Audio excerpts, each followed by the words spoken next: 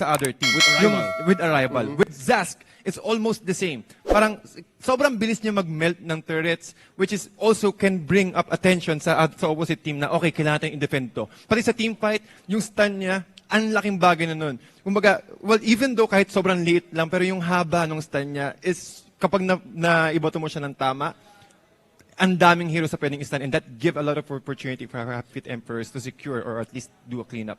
Which is an interesting solution to the problem presented by the Eagles. Kasi nga, binan nila yung Chang'e. Yeah. And I believe that Chang'e is a nice pocket pick previously. Ngayon, medyo meta na siya for the Emperors. And they solved that problem with a single hero in Zask. Diba? Pinili nila si Zask. Medyo sinasagot nila yung Masha. And of course, they get their medyo alternative to Chang'e missing. Because there's still a lot of range involved when you're playing a Zask. That's true. And yun yung strength ni Chang'e, that you're able to just click a meteor shower, okay, dito lang ako, bahala kayo, you're gonna hurt. If you come in, you're gonna get stunned by Zask. If you come in, you're gonna get hit by those bombs that he lays. And medyo maganda nga yung kanya mobility and of course, his capability to survive team fights that he has no business doing so. Kasi nga, yung turret niya essentially gives him a second life. That's true. Pati kumbaga parang ang dami yung pwedeng gawin talaga ng Zask dito. Kumbaga, hindi mo na kailangan puwersahin yung mga marksman mo na kailangan mong, okay, mag-take down tayo ng early turrets. Maganda rin yung pang-secure ng map advantage. Ladies and gentlemen, here we go. Game 1 between Happy Feet Emperors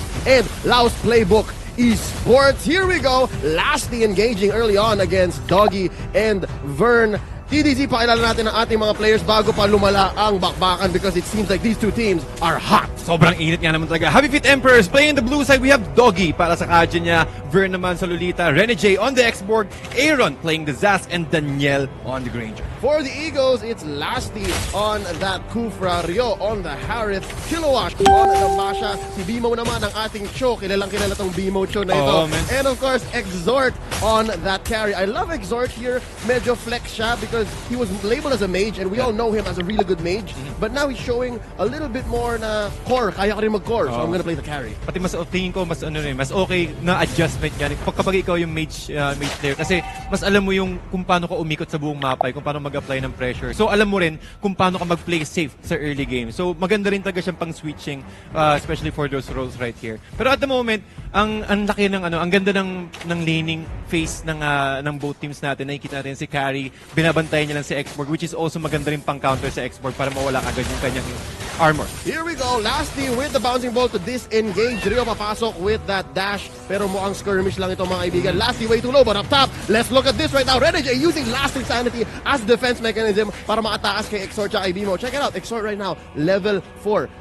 At medyo maganda ang tingin ng EXP on the side of the Eagles kasi mas marami na sa level 4. But here's Kilowatt taking so much damage from Daniel. Point blank. Binabarel. Brya!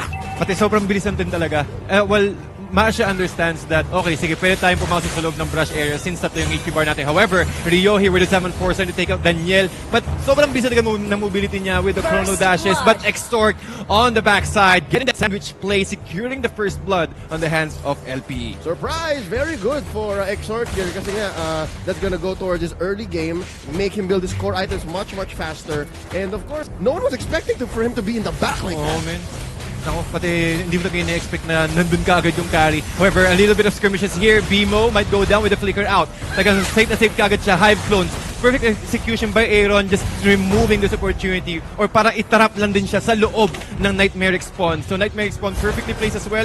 And also with a nice arrival here from Burns, trying to stop Kiluwas to dish out damage on this tier 1 turret. Here we go in the mid though. Zaman Force has been committed already by Rio to defend against 3 heroes and he is successful. Mga kaibigan, napakaganda nga naman ang galawan dito. Parang tit for tat, sasagutin kita, pero babawi rin ako. Oo, talagang bigayan lang kumbaga. Pero hindi na magpapatalo. Naghahanap yung dalawang teams ng paraan para hindi masayang yung engagement nila. Just like what happened earlier. Diba sa carry, hindi natin ina-expect na nandun ka agad siya. So, talagang naghahanap yung dalawang team ng pagkakataon para lang masulit yung bawat oras na nag-i-engage sila. I'm liking what DOGIE is doing here. He has that mask, so he's able to move around the map much more faster. But Lasti being used with the DJ. That's the Divine Judgment. At mukhang magsasurvive si Lasti. Pero tatapusin ni Daniel. That's gonna go towards his Bounty Hunter getting that kill. And here we go, 1v1 up top. Kilowatt versus Renegade. By the looks of it, medyo stalemate yung top lane. ano talaga yan, kumbaga naghihintay lang sila na maubos yung mga resources nila. For example, yung Fragago Armor ni Export. Once na naubos yung Fragago Armor ni Export, atras siya onte, maghihintay siya ng another opportunity. Which is also the same with Masha. Since tatlo yung HP bar niya, yung HP bar niya, kapag naging isa na lang, atras muna siya ng onte. Wait for 5 seconds and then use the HP restoration. Life recovery, right? Life recovery is so good. I don't know how Renegade here is going to manage that, but here we go. Kilowatt potentially seeing a 3-man gang dashing out. Ang ganda talaga ng flicker kay Masha. Given that she has a thunderclap to close gaps, pwede rin siya mag-flicker out para humabol or tumakas. Off-screen, ladies and gentlemen, down below, Rio taking out Aaron. And here's a big team fight. Last Insanity in the middle of 4 members. Mo tatakbo na si Renegade, but they are underneath their own tower. So medyo lugi dito ang yung Eagles. ACP, Yeah, indeed. but then again, they are going to take some damage here and they are going to lose BMO alongside Renegade. It's a 2-for-1 trade and it seems like Eagles are going to win that. Wala naman tatalo nga naman sa Torre. Totoo nga naman talaga. Kumaga parang hirap pumasok din dyan. Kumaga kailangan mo mag-delegate ng maraming hero para lang ma-secure yung kill yun. And while that is happening though, Daniel securing the turtle away from LTE. Getting that first turtle take, I think malaking opportunity din para sa Happy Feet Emperors na makapag-farm. And also, giving enough time for Disaster to get his, at least, I think that is a Feather of Heaven for his first item here. He's got that, should be enough to fight, getting that additional damage and also the attack speed for his Merrick spawn. Okay, again, 5 minutes into game 1 of the second series that they've ever played in, and HFE is once again redefining the meta. Di ba? Feather of Heaven on a Zas? Yeah. In game 1, get a team like this, it's ridiculous, but DOGIE taking so much damage from Exort. He's gonna go down. Zaman Force being committed right here, under the red, charging up that Numenon Blast. It gets cancelled. BMO with the way of the ball. Sabi to si Daniel, medyo malaki ang range ni Rio. Last Insanity sa gitna ng tatlo at mukhang hindi pa enough para patayin si Lasty at mukhang magbaback out na dito. They'll take that kill. DOGIE is good enough for the Eagles. Pati nakita mo naman talaga yung pagkagamit ng spells, yung Nightmare spawn ni Zast dito. Tagang nilalagay niya on top dun sa may turret para kung sa, kasi ang hirap sa yung one of the mechanics of the Nightmare spawn. Kapag tumama siya ng 3 beses sa hero, dun papasok yung death ray. Yung continuous damage, magical DPS na sobrang sakit nun. Isipin mo kahit yung tanks magme-melt, it will force the tanks to at least itemize, go for that magical defense para lang mag-survive doon.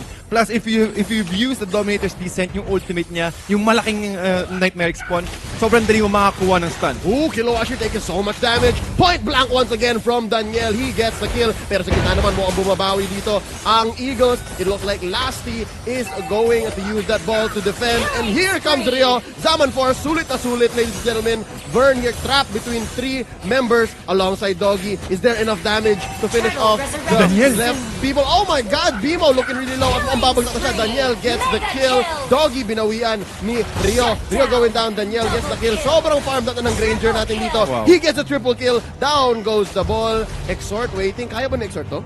Tingin ko mahihirapan siya since meron Nightmare spawn doon. Ang ganda!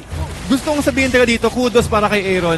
Ang ganda ng pagkakalagay niya ng hives nung after niya gamitin yung Dominator's Descent. Nakapapansin natin 3 kaagad lumalabas dito. However, he'll be brought down by Extort here. But medyo miscalculation dito para kay Carry. Hindi niya napansin na cooldown na kaagad yung Rhapsody ni Granger. So again, the lifesteal from Granger. Sabi nga natin dito kanina, ang bilis, ang dami niyang way para makakuha ng HP. Going out and then going back with the BOG and also with the Bloodlust Axe pickup. That's crazy. At on the other side naman, tingnan natin tong ating carry on Exort. Not doing bad himself, sitting at a 3-1-2 at mukhang pabuo na ang kanyang golden staff, I believe. That should be that next item over there after the endless battle. It's nothing to compare to 6-0-1 on Daniel's Granger. Totoo yun. Grabe yun. Pati kung sa pabilisan ng gamit, mas lamang talaga si Daniel kasi dahil nga sa Bounty Hunter, that's 80 additional gold per kill. So medyo lamang siya ng 240 with Exort. However, when it comes to scaling, mas maaga talagang mag-i-scale up yung Granger compared to Carry because again, Carry needs to get at least 2 core items. Maybe kapag nakakuha agad siya ng golden staff, doon pa lang talaga siya magkakaroon ng DN when it comes to basic attacks. But again, with Granger, isang Rhapsody lang, plus the Death Sonata, you can easily breach the backlines.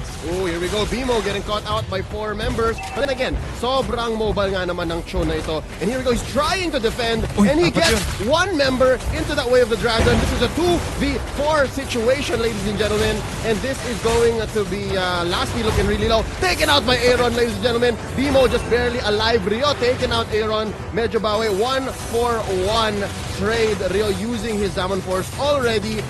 Pero nabutas na ang Eagles.